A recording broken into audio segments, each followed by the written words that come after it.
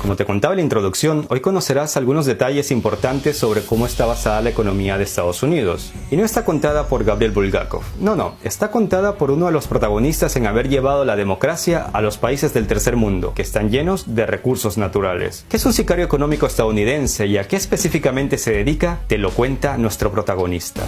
Bueno, me parece justo decir que desde la Segunda Guerra Mundial nosotros, los sicarios económicos, conseguimos crear el primer imperio del mundo auténticamente global y lo hicimos principalmente sin el ejército, a diferencia de los otros imperios de la historia. Lo hicimos a través de la economía muy sutilmente. Trabajamos de maneras muy diferentes, pero tal vez la forma más común es cuando identificamos un país del tercer mundo que tenga recursos que nuestras corporaciones quieran, como petróleo, y luego arreglamos un gran préstamo para este país a través del Banco Mundial o alguna de sus organizaciones hermanas. El dinero en realidad nunca va al país, va en cambio a las corporaciones de Estados Unidos, que construyen proyectos multimillonarios de infraestructura, redes de energía, parques industriales, puertos, autopistas, cosas que benefician a unos pocos muy ricos, pero que no llegan a los pobres para nada. Los pobres no están conectados a las redes eléctricas, no tienen las habilidades para conseguir trabajo en los parques industriales, pero son ellos los que quedan sosteniendo esta enorme deuda de su país.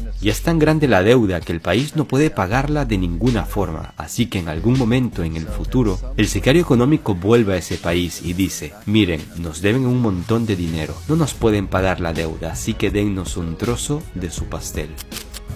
El segundo presidente de los Estados Unidos, John Adams, lo tenía muy claro hace 200 años. Hay dos formas de conquistar y esclavizar a una nación. Una es por la espada y la otra es por la deuda. Y es justamente con el segundo método que nos han estado esclavizando a los países latinoamericanos. La verdad es que cuando nuestros gobernantes piden dinero a organizaciones como el FMI o el Banco Mundial, muy poco o casi nada va a parar a las cuentas del Estado. Seguramente recuerdan la crisis de Grecia, que tomó gran relevancia internacional en el 2015, cuando se plantearon salir de la zona euro. Pues bien, ese país fue rescatado por la Troika, que es como se conoce a la unión de la Comisión Europea, el Banco Central Europeo y el Fondo Monetario Internacional. En el capítulo 5 de esta serie te contaba a la perfección de cómo funcionan estos organismos y cómo se adueñan de la economía de una nación. Y en el capítulo 6, el ex ministro de Finanzas de Grecia reveló que tan solo el 9% de miles de millones que le prestaron llegó al Estado, y cómo el 91% de un préstamo fue a parar a las manos de las corporaciones extranjeras. 9% is the percent of that money that went to the Greek state. The rest went to the banking sector, primarily the foreign banking sector, not the Greek banking sector. A part of it went to the banking sector, in Greece too, but most of it to non-Greek banks. Y si los sicarios económicos son capaces de actuar y destrozar economías de países del así llamado primer mundo, imagínense de lo que son capaces de hacer en América Latina, donde nuestros políticos se venden por un chupa chups acompañado de un maletín con $1.000.000. Cuando hemos dejado a un país sumergido en una inmensa deuda que no pueden pagar, se trata verdaderamente de una gran deuda que no pueden pagar. Y eso es parte del plan, que ellos no la puedan pagar. Y así en algún momento nosotros los sicarios económicos volvemos y les decimos: escuchen, ustedes nos deben mucho dinero y no pueden pagar su deuda, así que vendan su petróleo muy barato a nuestras compañías. Permítannos construir una base militar en su país, o envíen tropas de apoyo a las nuestras en alguna parte del mundo como Irak, o voten de acuerdo a nuestros intereses en la próxima votación de la ONU. O logramos de alguna manera hacer que privaticen sus empresas eléctricas, o que se privatice su sistema de agua potable y que las vendan a corporaciones estadounidenses u otras corporaciones multinacionales. Es tan típica la forma en que opera el FMI y el Banco Mundial. Ellos endeudan a un país y es una deuda tan grande que no pueden pagar, y entonces les ofrecemos refinanciar esa deuda y pagar aún más intereses, y es así como terminan vendiendo sus servicios sociales, sus compañías públicas, a veces sus sistemas educativos, sus sistemas penales, sus aseguradoras. Se ven obligados a venderles todo a corporaciones extranjeras, y es un doble, triple, cuádruple aniquilamiento. El expresidente de Ecuador, Rafael Correa, ha sido uno de los pocos líderes latinoamericanos que ha sido capaz de denunciar las tácticas de Estados Unidos en otros países. Aquí un ejemplo de un método que él pudo contrarrestar una vez en el poder. ¿Qué piensan los ecuatorianos sobre Estados Unidos y su presencia en el Ecuador y en América Latina?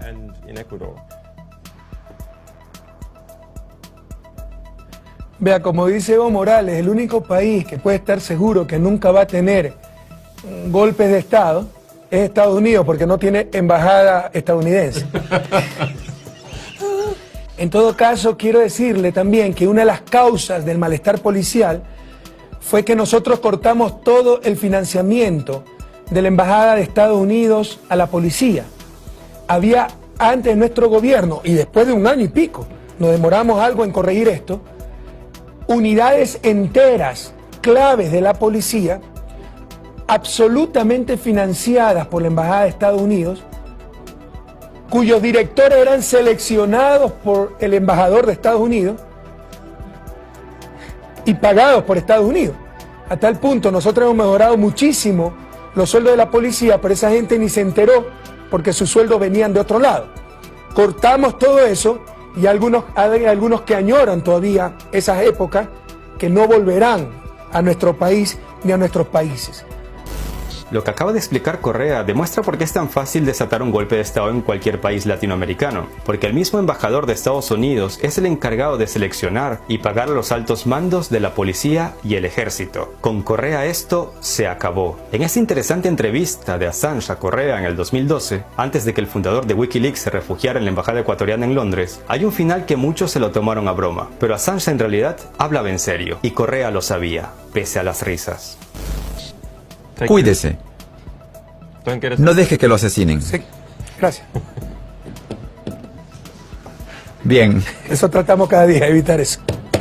Ecuador es un país pequeño, pero con recursos naturales. No en vano es miembro de la Organización de Países Exportadores de Petróleo. Aunque pocas veces se menciona este país en la prensa internacional más allá de los últimos acontecimientos sobre Assange, permítame contarles un hecho que luego John Perkins se lo relatará y argumentará mucho mejor. Este pequeño país sudamericano a finales de los 70 estuvo regido por dictadores pro-estadounidenses, que a menudo tomaban decisiones muy brutales. Cuando se instaura la democracia y Jaime Roldós llega a la presidencia en 1979, este hombre prometió usar los recursos naturales para el beneficio del país. Ganó de manera aplastante y una vez en el poder comenzó a implementar las políticas prometidas para asegurarse de que las ganancias por los recursos empezaran a ayudar a la gente. ¿Y qué fue lo que pasó? Nuestro sicario económico te lo cuenta, cómo y por qué lo mataron en 1981.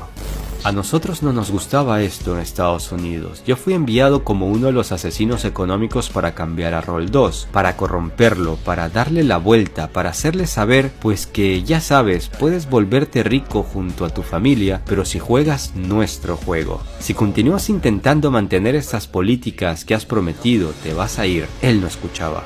Fue asesinado.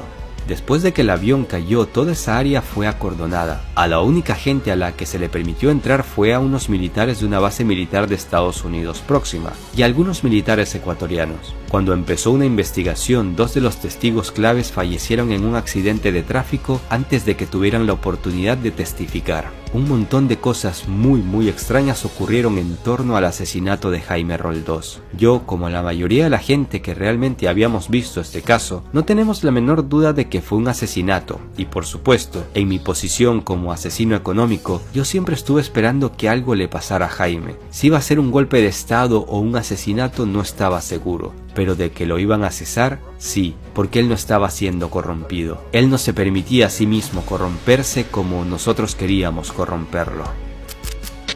Estados Unidos acusa todo el tiempo a Rusia de ser un país agresivo, pero si se tiene en cuenta que Estados Unidos tiene regadas bases militares por todo el mundo, si tenemos 2 dedos de frente podemos deducir con facilidad quién es el que en realidad mantiene un comportamiento agresivo. Se estima que hay unas 800 bases militares estadounidenses en el mundo, 7 de las cuales se encuentran en Colombia. Fue hace ya casi una década cuando el entonces presidente Álvaro Uribe por poco puso de cabeza a todo el continente al firmar un acuerdo para que Estados Unidos usara dichas bases militares. Hugo Chávez calificó a Colombia de servidor del imperio. Estas bases se usan supuestamente para combatir la guerrilla y para luchar contra el narcotráfico, pero lo cierto es que en los últimos años ha estado entrando más drogas a Estados Unidos desde este país sudamericano. Trump ya se lo ha recriminado al presidente Duque, quien parece mostrarse dispuesto a colaborar con lo que le digan desde el norte. Mira lo que le preguntó a Assange a Correa respecto a la retirada de una base militar de Estados Unidos en Ecuador y mira cómo le contestó. ¿Pero usted aceptaría en su país una base extranjera, Julián? En todo caso, si el asunto es tan sencillo, como lo dije en su momento, si no hay ningún problema en tener una base norteamericana en Ecuador, perfecto. Podemos dar permiso para que instalen esa base, siempre y cuando nos den permiso para instalar una base militar ecuatoriana en Miami. Si no hay ningún problema, van a aceptar. Y ahora quiero dejar otro fragmento que también comparto con Rafael. Yo no soy antiestadounidense como algún que otro internauta me acusa, solo que al igual que Rafael llamo a las cosas por su nombre. Quiero y admiro muchísimo al pueblo de Estados Unidos. Créame que de ninguna manera lo último que sería fuera antiestadounidense, pero siempre voy a llamar las cosas por su nombre, y si hay políticas internacionales de Estados Unidos perniciosas para mi país y para nuestra América, las denunciaré frontalmente y jamás permitiré que se afecte la soberanía de mi país.